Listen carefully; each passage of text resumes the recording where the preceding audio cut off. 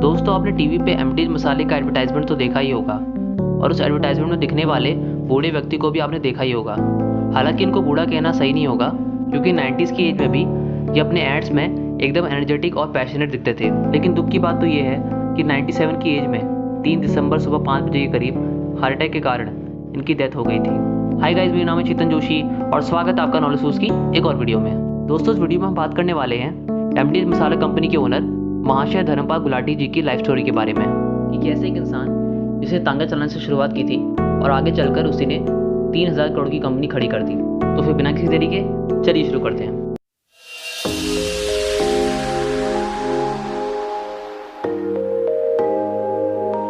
दोस्तों इस कहानी की शुरुआत होती है 27 मार्च 1923 जब सियालकोट पाकिस्तान में गुलाटी जी का जन्म हुआ था। उनके फादर का नाम चुन्नीलाल गुलाटी था जो कि एक सोशल ऑर्गेनाइजेशन में काम करते थे और इसी ऑर्गेनाइजेशन में उन्होंने एक मसाला कंपनी भी खोल रखी थी जिसका नाम महाश्यांति हट्टी प्राइवेट लिमिटेड देगी मिर्ची वाले था।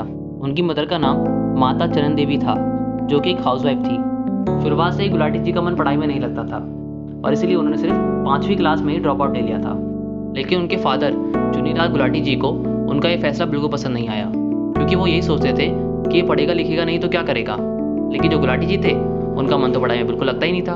फिर बाद में उनके फादर ने सोचा कि चलो इसे कुछ काम सिखा देना चाहिए ताकि आगे चलकर ये कुछ पैसे कमा पाए और अपनी फैमिली का भी सही से ख्याल रख पाए। तो इसीलिए उन्होंने गुलाटी जी को एक कारपेंटर की दुकान में भेज दिया जहाँ उन्होंने लकड़ियों को काटना सीखा। शुरुआत में तो उन्होंने सही से काम किया लेकिन कुछ समय बाद गुलाटी जी का मन उस काम से हटने लगा और 8 महीने वहाँ पर काम करने के बाद उन्होंने वो काम छोड़ दिया। फिर वो गए एक चावल की फैक्ट्री में, वहाँ पर उन्होंने कुछ समय काम किया फिर छोड़ दिया।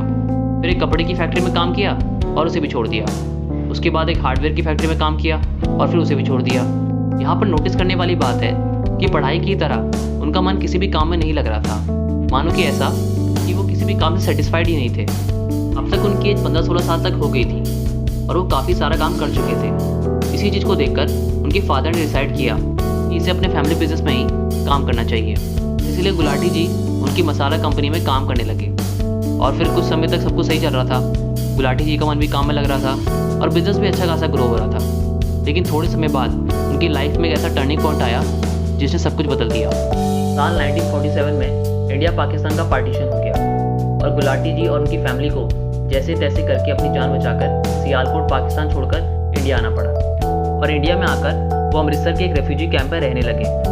हालांकि अब उनका फैमिली बिजनेस पूरी तरह से ख़त्म हो चुका था और उनकी फैमिली की फाइनेंशियल कंडीशन भी काफ़ी ज़्यादा ख़राब होने लगी थी। और अब गुलाटी जी ने डिसाइड कर लिया दिल्ली आने का और दिल्ली आकर उन्होंने करोल बाग में अपने रिश्तेदारों के घर में रहना शुरू कर दिया। अब रहने का इंतज़ाम तो हो गया था लेकिन अब कुछ काम भी तो करना पड़ेगा पैसा कमाने के लिए।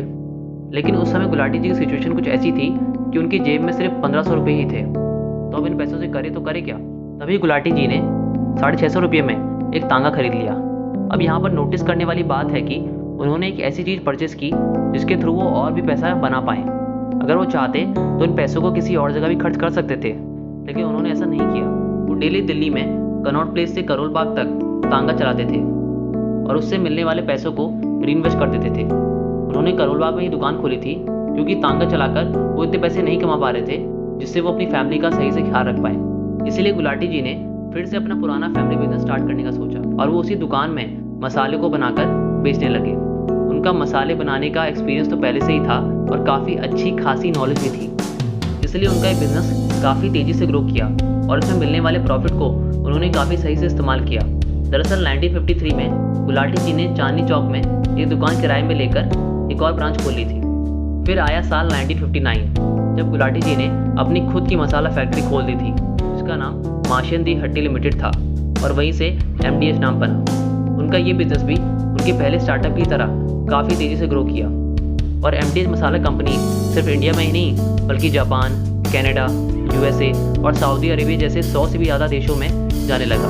और धीरे धीरे करके MDH मसाला कंपनी पूरे मार्केट में टॉप पे रहने लगा। क्योंकि फैक्ट तो यही है कि आप चाहे कितना भी अच्छा काम कर लीजिए लेकिन अगर आप अपने काम की ढंग से मार्केटिंग नहीं करोगे तो आप लंबे समय तक ग्रो नहीं कर पाओगे। इसलिए आपने देखा होगा कि MDH मसालों के पैकेट्स में गुलाटी जी की फ़ोटो आती है क्योंकि उनका ये मानना था कि ऐसा करने से कस्टमर्स के साथ एक पर्सनल टच बिल्ड होता है और दोनों के बीच में एक ट्रस्ट बिल्ड होता है और इसीलिए एमडी कंपनी ने इतनी ज़्यादा सक्सेस हासिल की।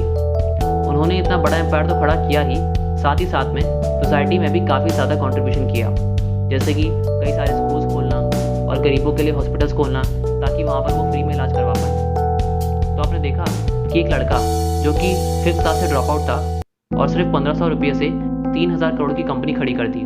गुलाटी जी की ये लाइफ स्टोरी काफ़ी ज़्यादा इंस्पिरेशनल है। आई होप कि आपको स्टोरी से बहुत कुछ सीखने को मिला होगा। इस वीडियो को लाइक और अपने सभी दोस्तों फैमिली मेम्बर्स के साथ शेयर करना मत भूलना। मैं आपसे मिलूंगा एक और नई वीडियो में, और देखते रहिए नॉलेज टूल्स।